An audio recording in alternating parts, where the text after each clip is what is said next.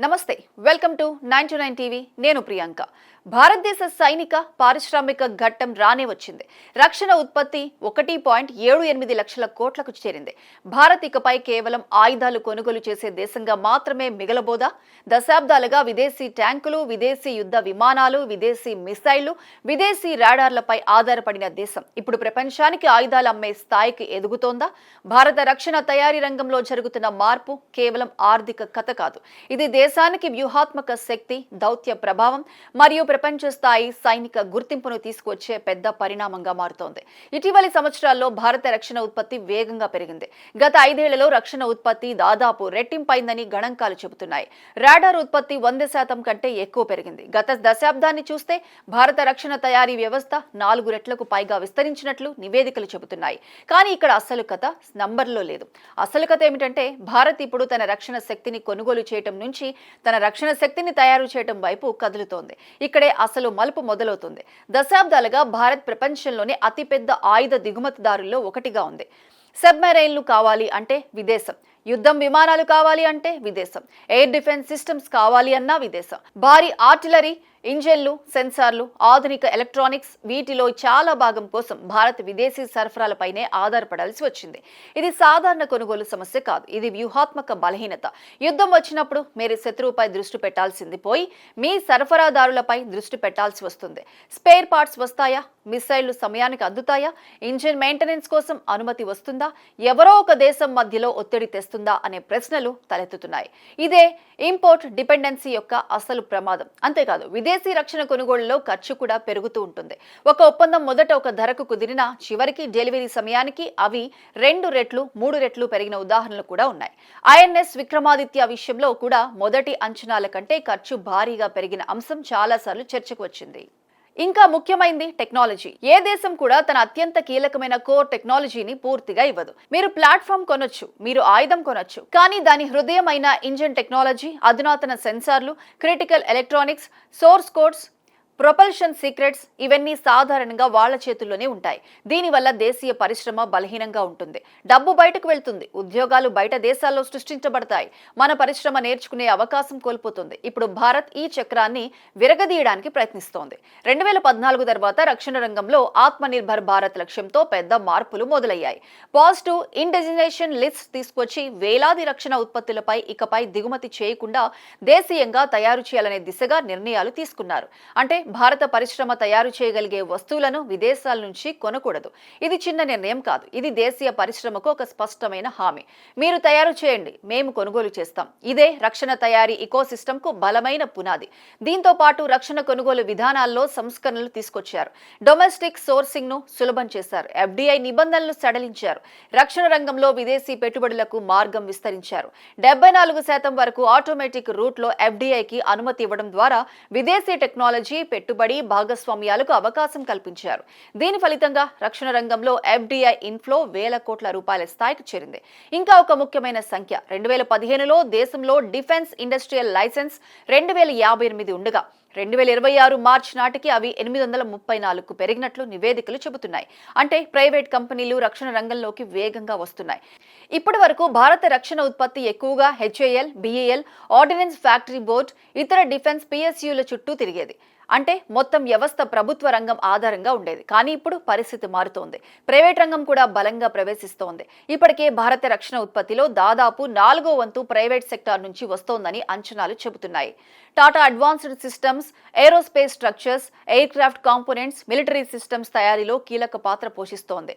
Larsen and Toubro naval systems missile infrastructure strategic platform లో పెద్ద పాత్ర పోషిస్తోంది Bharat Forge artillery systems armed vehicles ammunition లో ముందుకు వస్తోంది Adani defence drones electronic warfare surveillance systems పై దృష్టి పెడుతోంది మహీంద్రా డిఫెన్స్ ఆర్మర్డ్ సిస్టమ్స్ మరియు ఏరోస్పేస్ ప్రోగ్రామ్స్ లో పనిచేస్తోంది ఇది కేవలం పెద్ద కంపెనీల కథ మాత్రమే కాదు ఇది స్టార్టప్స్ కథ కూడా భవిష్యత్తు యుద్ధాలు drones AI autonomous systems electronic warfare swarm technologies పై ఆధారపడబోతున్నాయి ఈ రంగాల్లో పెద్ద సంస్థల కంటే చిన్న స్టార్టప్స్ వేగంగా ఇన్నోవేట్ చేయగలవు అందుకే భారత రక్షణ రంగంలో ఇప్పుడు Idea Forge New Space Tonbo Imaging Data Patterns Sankhya Labs వంటి డీప్ టెక్ సంస్థలు పెద్ద పాత్ర పోషిస్తున్నాయి ఐఐటీలు, పరిశోధన సంస్థలు, ప్రైవేట్ ల్యాబ్స్ కలిసి ఒక కొత్త డిఫెన్స్ ఇన్నోవేషన్ ఎకోసిస్టమ్ ను సృష్టిస్తున్నాయి.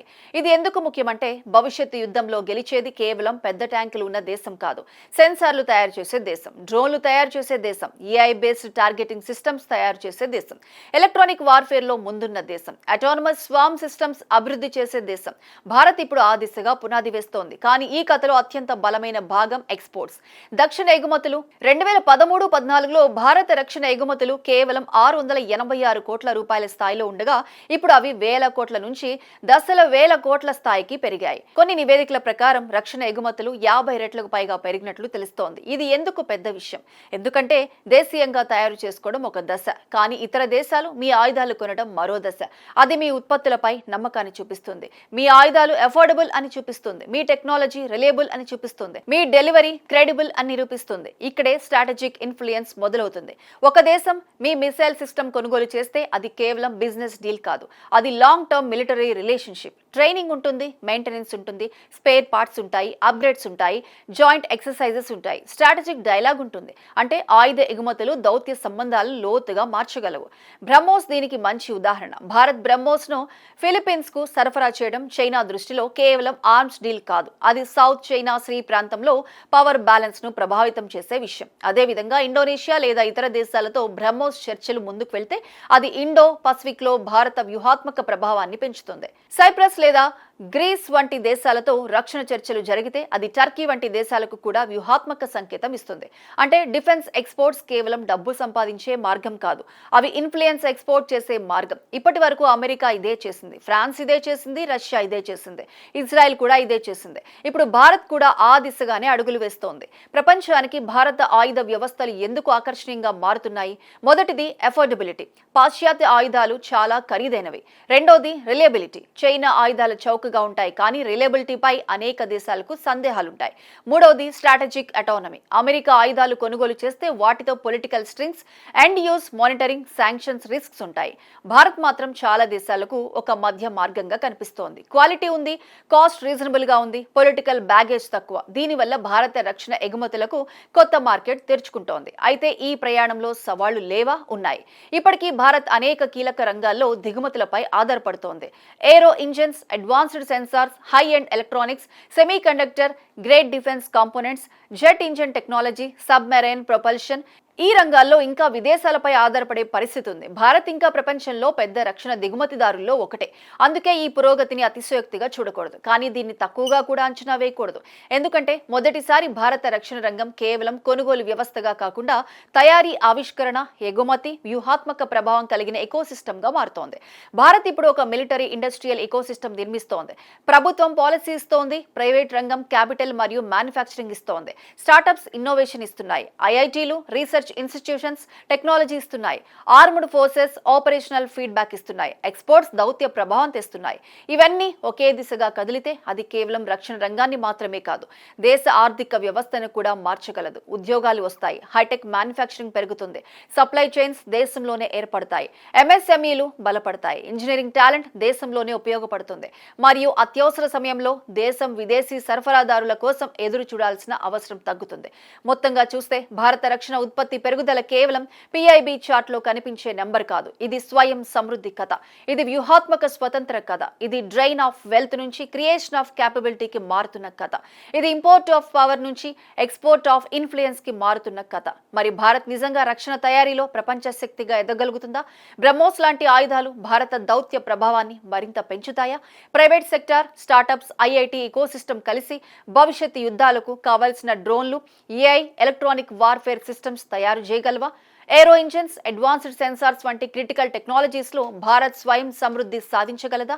ఈ ప్రశ్నలకు సమాధానం రాబోయే దశాబ్దం చెబుతుంది. కానీ ఒక విషయం మాత్రం స్పష్టంగా కనిపిస్తోంది, భారత్ ఇకపై కేవలం ప్రపంచ ఆయుధ మార్కెట్లో కొనుగోలుదారు మాత్రమే కాదు, తన సొంత రక్షణ శక్తిని తయారు చేసి దాన్ని ప్రపంచానికి ఎగుమతి చేసి తన వ్యూహాత్మక ప్రభావాన్ని పెంచుకునే కొత్త దశలోకి అడుగు పెడుతోంది. ఇదే కొత్త భారత రక్షణ కథ.